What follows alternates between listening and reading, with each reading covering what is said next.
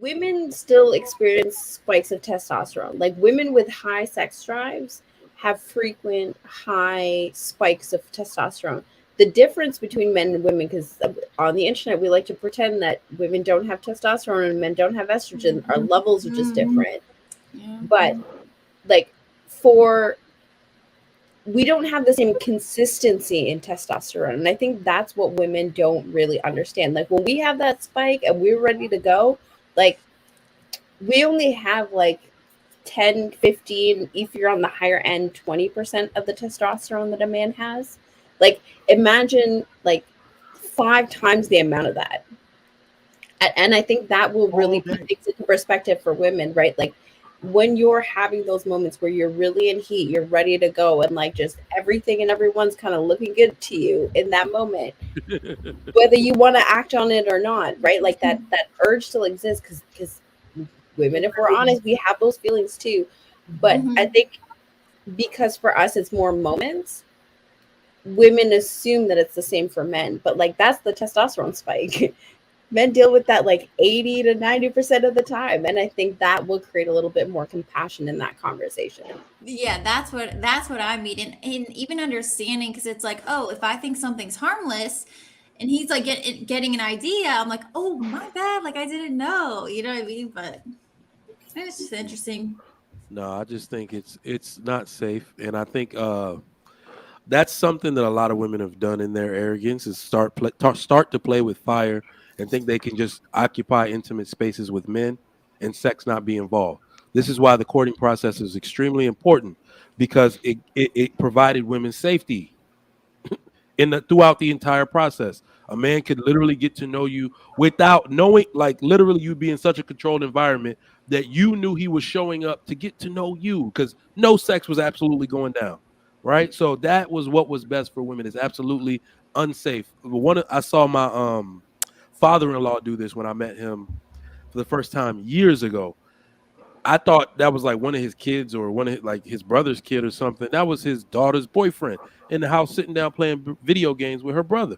And at first, I thought that was something white families did. Then he's like, no, if this boy gonna be here spending time with my daughter, he gonna do that in my face, in my house, all the. And I started like, that shit is genius. That's genius, right? So all the time he spend with her, he spends quality time, harmless, time with her in front of him, and I think that's best for women. Unless you just want to get your back blown out, then we can do that shit Sugar too. Mike, let me ask you this: in your Yeah. experience, what is the most like arousing thing in relation to talking to women? Like Who for has us, the a rap simp, Hold music on, playing? that's AP. Hold on. Go ahead. for for us, visually, right? Like looking at the angles and curves on a woman's body is an intoxicating effect, right? But so Ali made an interesting point in the chat. He was saying is it could be mental for women. So you could tickle their sexual drive verbally or Yeah. by touching something mentally. Do you think that that would make it harder for them to maintain abstinence if they were able to just go and talk to you like at the father's house where she really got to know you as opposed to just the hit it and quit it type I of? think it would. I think it would pique her curiosity. I think that's also what you want in a sense. So, you want a woman to not. You want to try to create some kind of bond or attachment without the oxytocin Mm-hmm. release, right? Because that's going to confuse her. That's literally what's happening now. People are talking up to a point. You know how they say a female only ages or matures past her first sexual attention from men? Then she realized I don't got to age anymore. Then she stops there. Well, that same thing happens in a dating process. You talk to a guy and ask all the important questions up until you get your back blown out. Then you just kind of forget because y'all just want to keep getting. She just want to keep getting her back blown out. So now you're accepting bad behavior. You're expecting no calls back.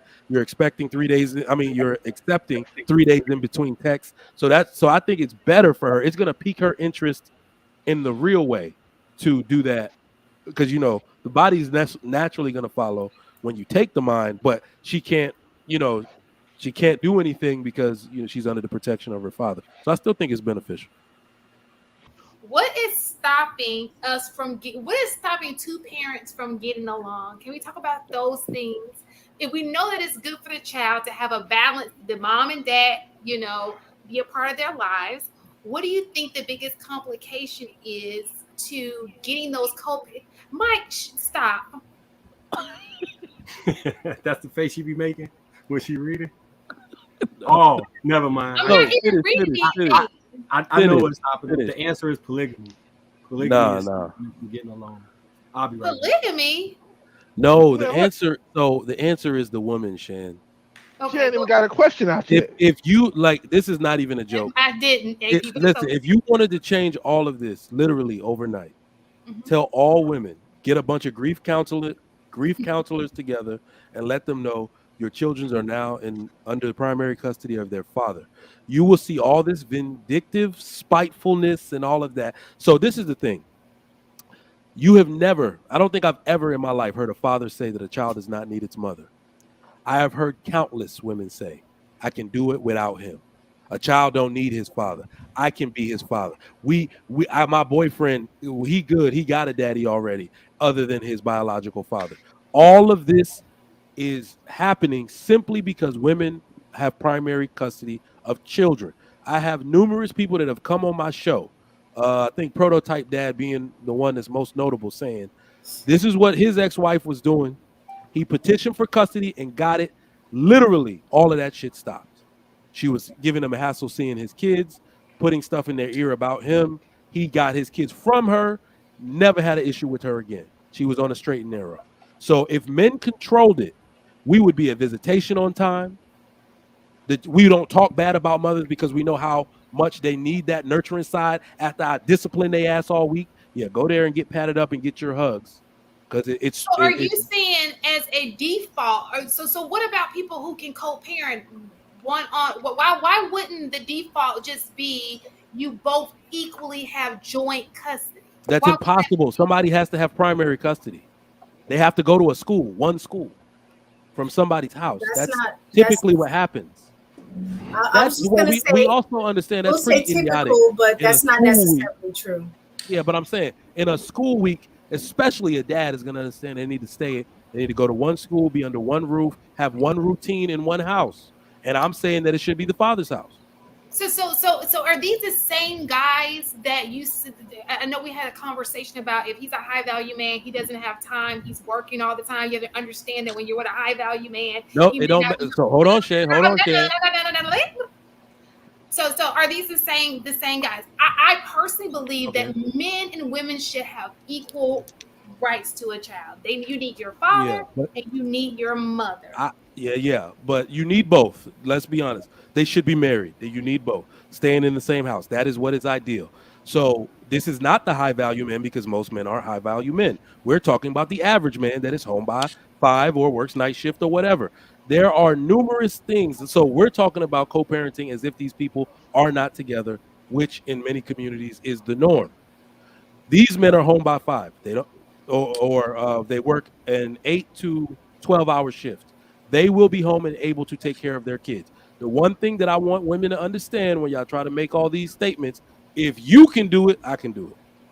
So whatever concessions that you're making to take care of the child, I will make the same concessions. Not only that, a man is more likely to recreate a stable home for the children through remarriage. He is. That's because they don't want to take care of the kid by themselves. No, I